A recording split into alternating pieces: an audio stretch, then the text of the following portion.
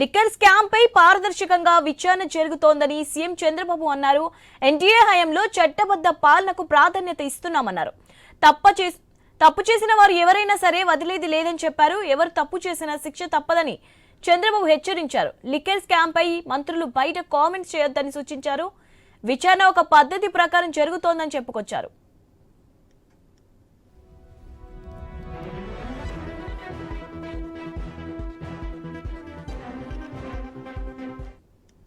భేటీలో కీలక అంశాలకు కేబినెట్ ఆమోదం తెలిపింది. ఎస్ఐపిబి సూచించిన 11 సంస్థల పెట్టుబడులకు ఏపీ మంత్రివర్గం ఆమోదం తెలిపింది. దీనివల్ల రాష్ట్రానికి 33,000 కోట్ల పెట్టుబడులతో పాటు 35,000 ఉద్యోగాలు రానున్నాయి. లెదర్ ఫుట్వేర్ పాలసీ 4.0కు ఏపీకి పొట్టి శ్రీరాములు వర్సిటీ తరలింపునకు లీగల్ యూనివర్సిటీ ఏర్పాటు ప్రతిపాదనకు కూడా కేబినెట్ ఆమోదం తెలిపింది. భోగాపురం ఎయిర్పోర్టు వద్ద సిటీ సైడ్ అభివృద్ధికి 500 ఎకరాలు, సత్యసాయి కడప జిల్లాలో అదానీ కంపెనీకి భూములను కేటాయించింది. అలాగే నెల్లూరు జిల్లాలో ఏపీఐఐసికి 615 ఎకరాలను కేటాయించింది. రాష్ట్రంలో స్టడీ సెంటర్లను ఏర్పాటు చేసేందుకు అంబేద్కర్ ఓపెన్ యూనివర్సిటీకి అనుమతి ఇచ్చింది.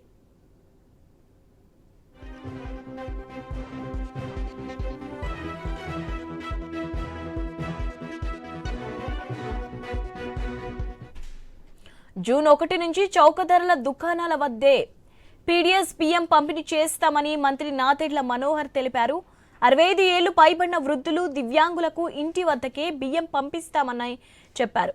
రాష్ట్ర మంత్రివర్గ నిర్ణయాలను మంత్రి పార్థసారథితో కలిసి నాదెండ్ల వెల్లడించారు. చౌక ధరల దుకాణంలో గిరిజన ఉత్పత్తులను విక్రయించాలని యోచిస్తున్నట్లు చెప్పారు. పీడీఎస్ బియ్యం అక్రమ రవాణాపై ఉక్కుపాదం మోపుతున్నామన్నారు.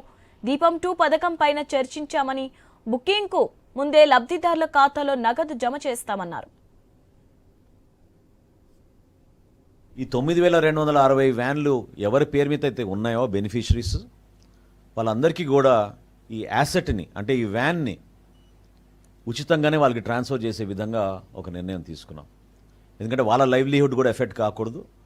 వాళ్ళు ఈ వ్యాన్స్ని ఉపయోగించుకుని వాళ్ళు కూడా గూడ్స్ డెలివరీయో లేకపోతే ఇంకో దానికో ఈ వ్యాన్ని ఉపయోగించుకునే విధంగా ఆ బెనిఫిషరీస్కే ఈ 5 కార్పొరేషన్లు, SC corporation, ST corporation, BC corporation, EBC corporation, అదేవిధంగా minority Muslim and Christian finance కార్పొరేషన్కి ఈ యాసెట్స్ మేము ట్రాన్స్ఫర్ ఆటోమేటిక్గా జరిగిపోయినప్పుడు వాళ్ళ దగ్గర నుంచి ఆ బెనిఫిషరీస్కి ఎవరైతే 10% కట్టారో ఇనీషియల్గా వాళ్ళందరికీ కూడా ఈ వ్యాన్లు మళ్ళీ తిరిగి ఇచ్చేటట్టు ఉచితంగా రాష్ట్ర ప్రభుత్వం నుంచి ఆ నిర్ణయం తీసుకుని ఇంతటితో ఈ పీడీఎస్ రైస్ ఉక్కుపాదంతో కూటమి ప్రభుత్వం తీసుకున్న నిర్ణయాలు మనం ముందు తీసుకెళ్తున్న తరుణంలో ఈ పర్టికులర్ నిర్ణయం ఖచ్చితంగా దానికి దోహదపడుతుందని మేము భావిస్తున్నాం. కొంతవరకు మేము దీని ద్వారా ఈ రైస్ డైవర్షన్ ఖచ్చితంగా ఆగుతుందనే ఒక నమ్మకంతో ఈ కార్యక్రమాన్ని ఈరోజు తీసుకొచ్చాం.